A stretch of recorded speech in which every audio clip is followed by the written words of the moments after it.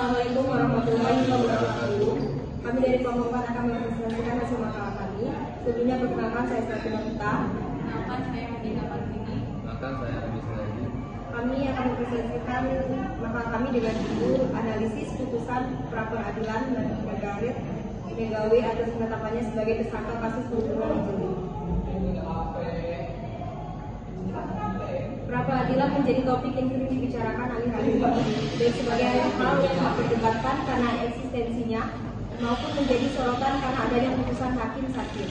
Namun terlepas dari itu semua, pra peradilan dianggap hal yang baru meskipun telah dirumuskan semenjak dibuatnya KUHP pada tahun 1981. Pra peradilan sendiri dalam praktiknya sejak tahun 1982 sudah dipergunakan para terdakwa untuk membela haknya. Tercatat pada tanggal 24 Desember 1982, Pengadilan Negeri Jakarta Utara mengeluarkan putusan nomor 07/1982 atas permohonan peradilan. Terkait dengan peradilan, pada pertengahan tahun 2015 lalu, masyarakat Indonesia dikejutkan dengan penemuannya bocah 8 tahun di belakang rumahnya terkubur dengan tangan terikat di Jalan Sudakala, Sanur. Sebelumnya, hal tersebut diberitakan ulang oleh ibu angkatnya, Margaret C.H. Megawe, sebulan sebelumnya pada kepolisian Denpasar dengan laporan meninggalkan rumah tanpa pesan atas nama Ijeli. Sesuai dengan laporan polisi nomor LP-140/V/2015 Bali Resta DPS Denti tanggal 14 Mei 2015. Seiring dilakukannya penyelidikan dan penyidikan, maka Agus Sayamanjani selaku pembantu rumah tangga di rumah keluarga Margaret Megawe ditetapkan sebagai tersangka pembunuhan Ijeli. Namun ternyata penyidik menemukan fakta yang membuat ibu angkat Ijeli dan Margaret Megawe juga ditetapkan sebagai tersangka, bahkan dianggap sebagai otak pembunuhan terhadap Ijeli. Agus mengakui bahwa Margaret Megawe lah yang telah membunuh Ijeli dan kemudian menyuruh Agus untuk menguburkan mayat Ijeli di belakang rumahnya. Menurut penuntutan Agus pada tanggal 16 Mei 2015, Margaret meminta Agus untuk mengirimkan tali rafia ke leher Ijeli dan membantu menguburnya di belakang rumah Margaret di sebelah kandang ayam. Agus dijanjikan akan diberikan uang sebesar 200 juta rupiah oleh Margaret pada tanggal 24 dengan janji setelah itu Agus harus kembali ke Sunda dan tidak kembali lagi. Menurut penuntutan Agus pula bahwa Margaret menyuruh Agus untuk melepaskan pakaian yang sedang dikenakannya saat itu dan mengubahnya bersama mayat Ijeli tanpa Agus bertanya apa maksud dari Margaret. Dengan pengakuan Agus Hamdamai ini, pihak polisi melakukan penahanan terhadap Margaret Megawe. Pada penjelasan poin pertama yang kita analisiskan berpendapat tidak sependapat dengan pemohon bahwasannya dalam Buku Nomor 8 Tahun 1981 tentang Kitab Undang-Undang Hukum Acara Pidana (KUHP) tidak ada aturan bahwa suatu lembaga hukum harus menertibkan suatu penetapan tersangka. Penetapan tersangka juga diperbolehkan saat penyelidikan. Tak perlu menunggu penyidikan. Ini mengacu pada pasal 1 angka 14 KUHP yang berbunyi tersangka adalah seorang yang karena perbuatannya atau padanya sudah terbukti penyuapan atau diduga sebagai pelaku tindak pidana. Maka dapat dikatakan bahwasanya dalam menetapkan status seseorang sebagai tersangka tidak perlu ada surat penetapan tersangka secara khusus.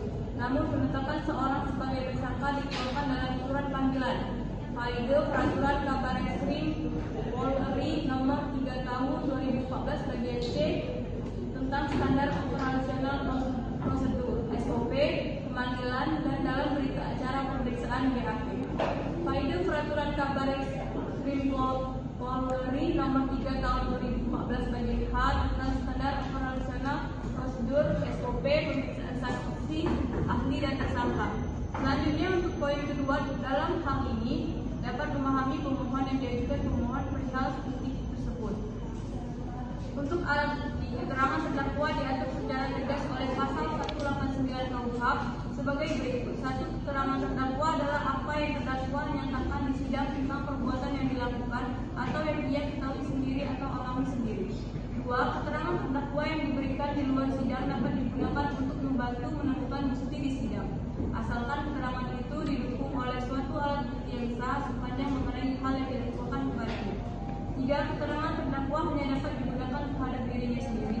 4. Keterangan terdakwa saja tidak cukup untuk membuktikan bahwa ia bersalah perbuatan yang didakwakan kepadanya, melainkan harus disertai dengan bukti yang lain. Dalam ayat 2 disebutkan bahwa terdakwa dapat memberikan keterangan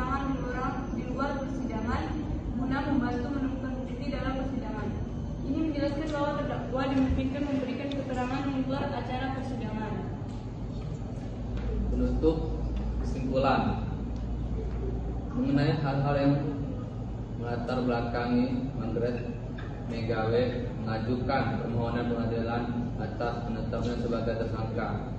Dapat disimpulkan bahwa hal tersebut didasarkan pada beberapa alasan, antara lain bahwa pada saat menetapkan Margaret Megawe sebagai tersangka, tidak ada suatu produk hukum yang dapat dipertanggungjawabkan berupa penetapan seseorang sebagai tersangka seperti yang tertera dalam angka 173 dan angka 174. Amar putusan Mahkamah Konstitusi atau MK Republik Indonesia nomor 21/PUX/2014 tanggal 28 Oktober 2014.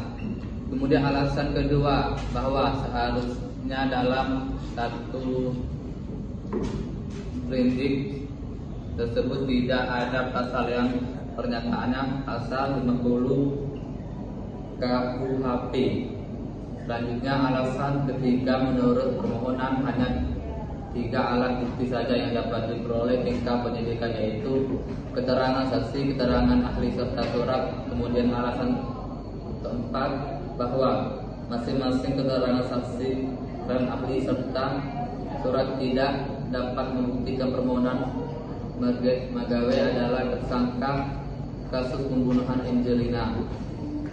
Dan terakhir bahwa sesuai putusan Mahkamah Agung nomor 28 K/1977 tanggal 7 April 1978, maka menurut pihak permohonan dalam terjadinya suatu tindak pidana minimal harus terdapat dua orang saksi yang melihat.